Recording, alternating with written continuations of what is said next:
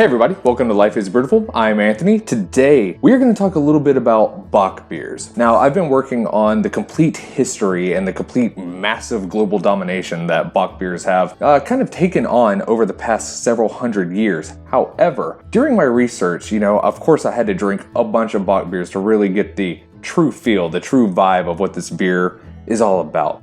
And I couldn't help but notice one little interesting thing during my research. They have goats all over the labels. And it wasn't just one or two of them. It was almost every single Bock beer that I had purchased had a goat on its label. There were, of course, your outliers. A couple of Ice Bocks and a couple of Weizenbocks didn't, but the majority of your standard Bock and double Bock did. Even Bocks that I picked up in other countries outside of Germany, it wasn't just the Bavarian, it wasn't just the North Germany, it was your Netherlands Bocks, it was your Czech Republic Bocks, and even American Bocks. They all had goats on the label. So this is obviously a global trend. What's the cause? What's the correlation between goats and Bock beers? So like any modern day beer historian or beer journalist or whatever the heck I am, I took to the internet to try to find some answers, and I kinda wish that I did not. Because the first article I stumbled across was trying really hard to connect Bock beers and Satanism. I guess the theory is that because a lot of Christians have anti-alcohol stances and because goats are often depicted in satanic imagery, that the two are correlated. It seems kind of crazy. Anton LaVey, he started the whole Baphomet picture and connected it to modern day Satanism, and in his church and all that stuff, they oftentimes have goat or Baphomet related imagery, and I just don't really see the connection. Anton LaVey started his satanic church in like the 1960s, and goats have been depicted on Bock beers for hundreds of years. So I'm not really seeing the mesh, but they did make one kind of convincing argument, and that's oftentimes in a lot of Bock beers, you'll see images of women or children dancing with goats, and apparently that is kind of connected to how European witch Sabbaths would often depict women or children going out into the forest and dancing with a goat depicted Satan. So I feel like we're grasping at straws here, but I mean, that was the closest true evidence to a satanic conspiracy I could find. So I decided to take a closer look at some of the research that I've actually already done. A lot of people believe that Bocks originated down in southern Germany in the Bavarian region, but that's actually not true. They started much further north in the lower Saxony town of Einbeck. And I had recently visited Einbeck, and I went to the long-standing Einbeck brewery, which is one of the original Einbeck producing brewers in the world that have survived the test of time. To continue on their legacy, they still produce a variety of Bock beers, and I didn't see any goat depictions on any of their advertisements or any of their labels. I even went into their Bock Beer Museum and found no hints of goat. So I couldn't help but think maybe goats and Bock beers did not originate together as one unique thing. So I looked into the spread of the Bock beer. In the late 1300s, Bock beer had gotten a lot of popularity, and it had started spreading throughout Germany and the world, reaching Estonia, Sweden, Belgium, and even all the way down into Bavaria. And it's down here in Bavaria where we actually do start finding a couple of clues that could possibly answer the question of why there's so many goats on Bock beer labels. One of the theories is that Bavarian brewers could only brew Bock beers during the cold winter months in order to prevent spoilage or souring or any type of infection. They spent a ton of money getting so much grain and so much hops to make such a strong beer that they didn't want to risk any factors. So of course they did it at the coldest time, when they've already learned that cold lagered and fermented beers are much less likely to spoil. And the reason the cold winter months is so important is because that is during the time of Capricorn. If you're into astrology, that's a goat or a ram. And because of that, it kind of like played into the advertising and the depictions on the labels. Brewed during the cold winter months under the Capricorn, put it on the label. My argument with that is, of course, a batch of Bock beer can spoil, but there was so much alcohol and so much hops used in the beers that the chances of spoilage were extremely low. Now, it is true that they did brew them and ferment them in the cold winter months, but it just wasn't like exclusive. They didn't have to only do it then. My second problem is that you really don't see too much other mention of astrology in a lot of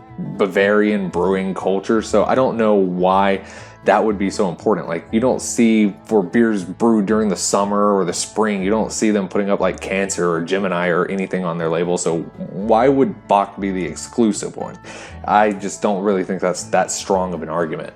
Additionally, there's no evidence to support it. There seems to be no real documentation from that time that correlated those two things together. I only really found that popping up here and there on random beer forums or like magazine articles. It was all just theories and suspicions, no real hard backbone evidence, you know. One other theory that is not a whole lot of evidence to suggest, but I do think it is my favorite one, is that because Bock beers were so strong and so different than a lot of the beers that were being drank in Bavaria at that time, they said that it kicked like a goat. And that might be why there's so many goats on the label. It's letting you know, it's a bit of a warning. If I start drinking this, I am gonna feel like I was kicked in the skull by a goat. Again, no real evidence to support this, but I do really enjoy that theory. So to get into the theories that do have a little bit more evidence behind them, first we need to take a little detour into linguistics. Now, as I mentioned earlier, Bock beers started in the north part of Germany, but they got popular in the south part of Germany,